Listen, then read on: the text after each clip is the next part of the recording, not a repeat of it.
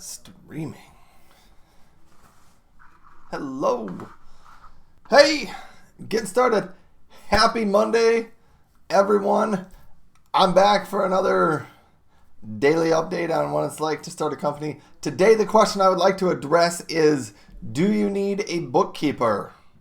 And what I mean by a bookkeeper is, do you need someone to help you track your invoices, the amount of money you're making, the amount of taxes you need to pay, tracking what money's coming in, what money's going out, what's tax deductible, and what is not?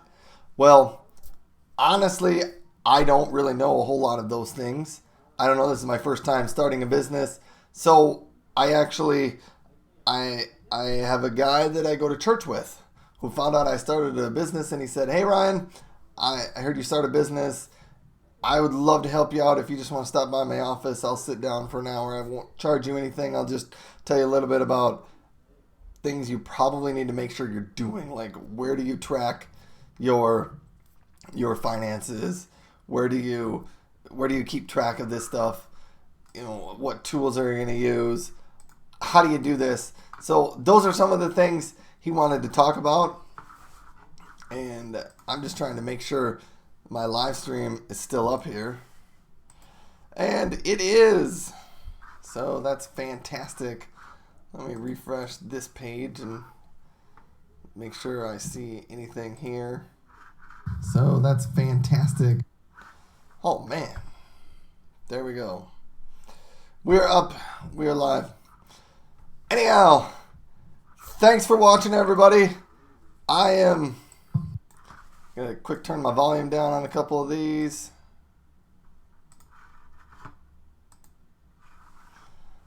And just go with it. Anyhow, so today I wanted to quick talk about what is it, do you need a bookkeeper when you start a business? And a couple of tips that I learned this morning. The answer to do you need a bookkeeper right away? The answer is probably no. You don't need a bookkeeper to do this, but you do need to keep track of your business expenses and the amount of money you're going to make. One of the things I didn't know I need to do that was helpful when talking with a bookkeeper is I need to pay state sales tax I live in South Dakota, and my business is registered in South Dakota, and I'm doing business in South Dakota, so I need to pay state sales tax. And that's a nice thing that I didn't know that I needed to do, so I had to register with the state of South Dakota and get set up so that I could pay state sales tax. These are just things I didn't know that needed to be done, but in order to legally operate a business, you need to do this type of stuff. And another thing I learned is use QuickBooks. It's a great tool. It's fairly inexpensive. I have a QuickBooks self-employed account. I actually should probably switch to their Simple Start plan, which is their first entry-level business plan. And it does things like keep track of sales tax and adds on sales tax to invoices you send out. So I probably need to do that and upgrade that. Unfortunately, on the QuickBooks website, it wouldn't let me just automatically upgrade my account. So I have to call in to a phone number and figure out how to upgrade my account that way, or I maybe have to create a whole new account. But I'm going to try calling the phone number first to see if I can get that set up. A couple of other things that I quick learned on. I had a number of questions around what's deductible as a business expense and what is not, and what happens if you work from a home office. So these were a number of questions that I had that a bookkeeper or a advisor on taxes and someone to do your taxes can help you answer these questions. So did I have to have this? No. Was it helpful? Absolutely. And I also think as the business progresses, this is probably something that I'm just going to want to hire someone to do so that I can focus on other areas of my business that I'm more interested in.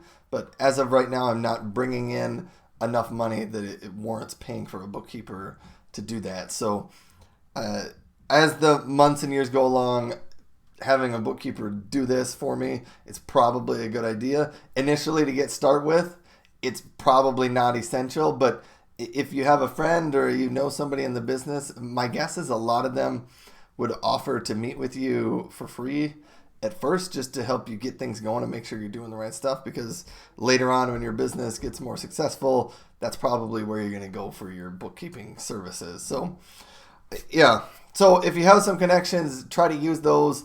Helpful people, they've seen people start businesses before, they've helped with this, they know some of the questions, they know the answers, they have some tips and tricks to help you save a little bit of money on your taxes, and ways to just strategize around how do you make your business finances not as much of a chore for you, and just kind of make sure that they happen and that you're staying compliant and doing the right things, but you're not overwhelming yourselves with bookkeeping responsibilities.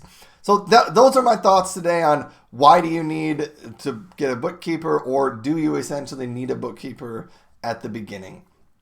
But that's what I've learned today. A couple of other things. I had to spend a little bit of time today getting set up with health insurance, so maybe that's another video in and of itself. How do you do health insurance when you're starting a business? And especially for me, I have a family, and so I wanted to make sure I had health coverage set up for all of them.